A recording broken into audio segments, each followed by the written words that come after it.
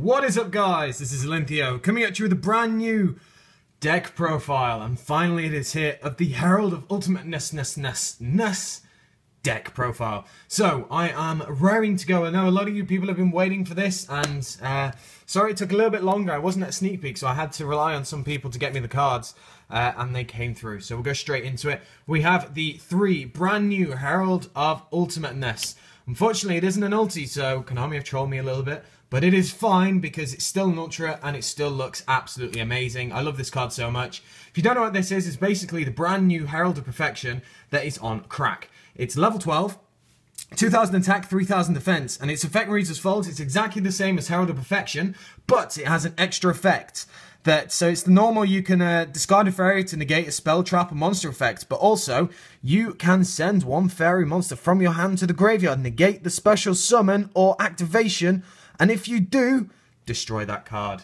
So this card is just on crack now. Like, you can negate special summon, so it's so good. So you can get around the BLS, you can get around the Judgment Dragon, you can get around all of those, and it's just beautiful. So we have the Herald of Perfection on ridiculous overdrive. Carrying on to the others, we have the 3 Manju. Manju is your main searcher as usual, so it is needed and fine. One of the new cards in addition, and 3 of, is Gale Dogra. If you don't know what this card does, it is a level 2 Earth Insect, so it's not a fairy, unfortunately. And its effect is you can pay 3,000 life points to send one monster from your extra deck to the graveyard. Combos with this, I'll tell you about that in a little bit. So, reasoning behind this, I do want to go into a bit of detail on this and why I've chosen Gale Dogra. Gale Dogra helps kind of speed things up with the deck. With Herald of Arclight, it means that you can get to all these heralds a lot quicker, you can get to the combo pieces, and you can just get going much, much quicker. Now, you can do this twice per turn, so for example, if you don't have anything in your hand, you can send 2 Herald of the Arclights to the graveyard to add the ritual spell and monster. With that, you have paid 6,000 life points, you are left on 2,000 life points if you started on 8k. Now, the logistics behind this is this monster has 650 life points. Is that quite low? Yes, it is. But your opponent would have to summon a monster with 2,650 life points to kill you exactly or higher, obviously.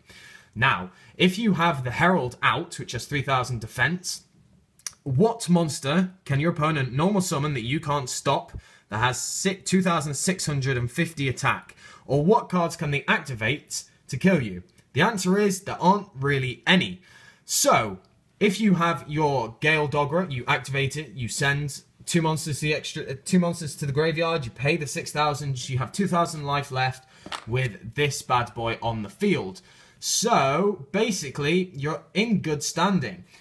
A lot of the times, you really do need to think if it's worth actually using this card, and it is worth using it. It just means you can speed things up. Yes, it is a bit of a dead draw later on, but you do have Izami to get rid of it from your hand to get your spirits back if you do need.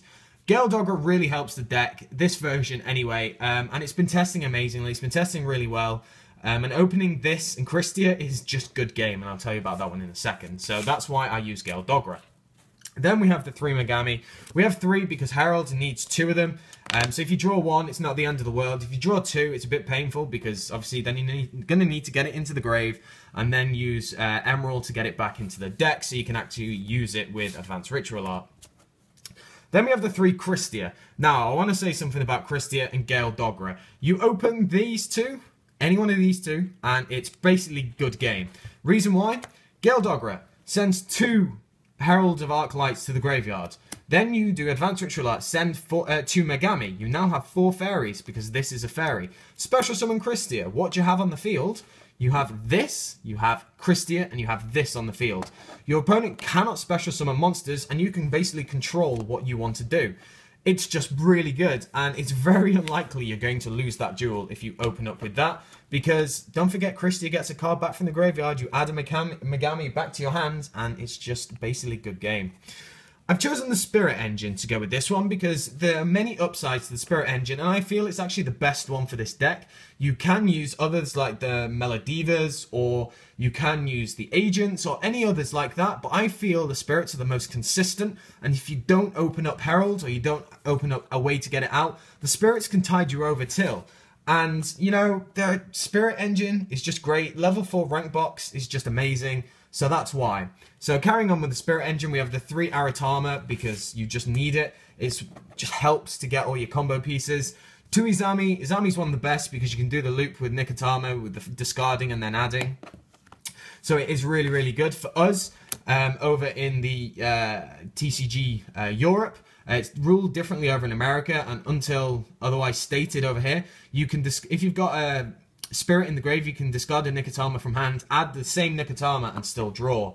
I feel that that probably shouldn't work, considering different rulings going on, but that's what's been ruled for us, and that's what works for us, so why not?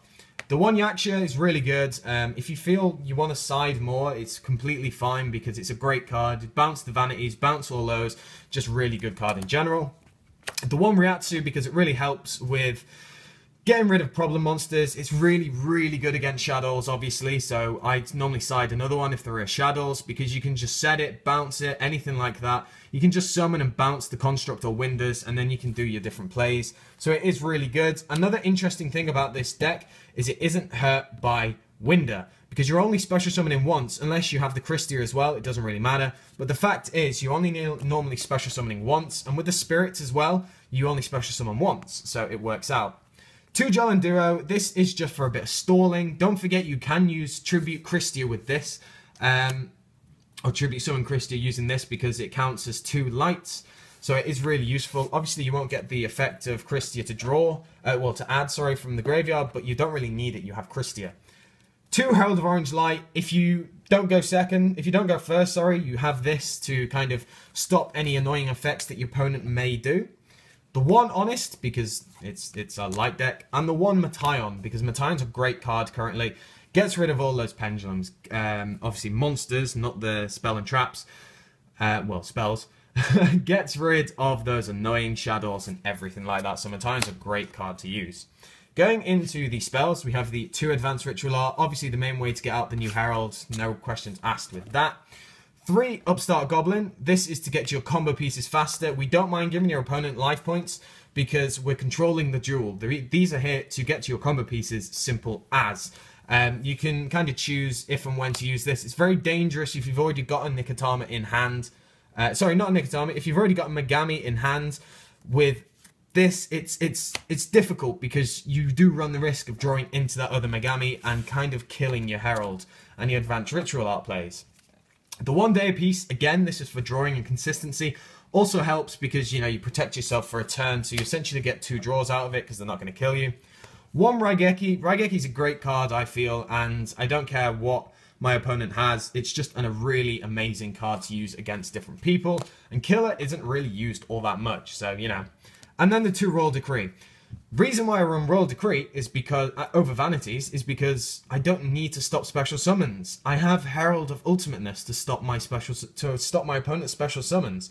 I also have Christia, so Royal Decree, locking out those traps, and there are a lot of traps nowadays, don't forget, is just really useful. So the 2 Royal Decree is where it's at. You can side another one if you so wish.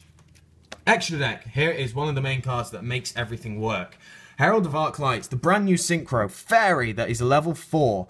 And the important effect is the last one. When it's sent to the graveyard, you can add 1 ritual monster or 1 ritual spell card from your deck to your hand. This is used with Gale Dogra. This is where the combo all works. Obviously, this has other effects. Some of them aren't that great. The first one I'm not a fan of. Any monster sent from the hand or main deck to the graveyard is banished instead. Don't like that because it obviously kind of hurts, but you can use it if you so wish. Second effect is very good. During either player's turn, when a spell card, trap card, or monster effect is activated, you can tribute this card, negate the activation, and if you do, destroy that target. So not only are you destroying something, once you actually tribute it, you then get the effect to add something to your hand. So it's a really, really great card. Going into the ranked 4s, a lot of these are very standard. We have 1 Evil Swarm Exeter Knight, we have 1 Lovable Chain, we have 1 Daigusto Emerald, very important card if you do unfortunately get stuck with the Nikotamas. Sorry, the Megamis. You'll be fine with Nikotamas, don't worry. 1 Heartland Drago, the 1 101 Silent Honor Arc, 1 number 50 Black Ship of Corn, great card currently. The 1 Omega, because obviously we do play lights. 1 Starlight Paladynamo, obviously for the same reason.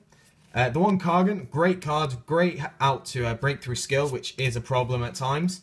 The one Castell, absolutely incredible card. I don't believe this is still £10. It should be so much more, because it's such an out to basically every meta deck. The one guy Cowboy, because, you know, it is useful to punch for game. The one Abyss Dweller, because Shadows and Burning Abyss are such things. And then finally the one Bohemian, say that again, Rhapsody in Berserk, because, you know, you can banish the opponent's breakthrough skills with this. The amount of times that they've activated it and my turn I've gone into this thinking that they're going to be able to negate my Herald of Perfection, it's not going to happen. So that is it, guys. That is the deck profile that you have all waited for. I hope you did enjoy it. If you have any questions, do ask me. I'm going to be doing a couple more different types of Herald of Ultimateness deck profiles for you to see, including agents and so on and so forth. So, want to know what you guys think down in the comment section below. Let me know what you think. Like, comment, subscribe, and I shall catch you guys later.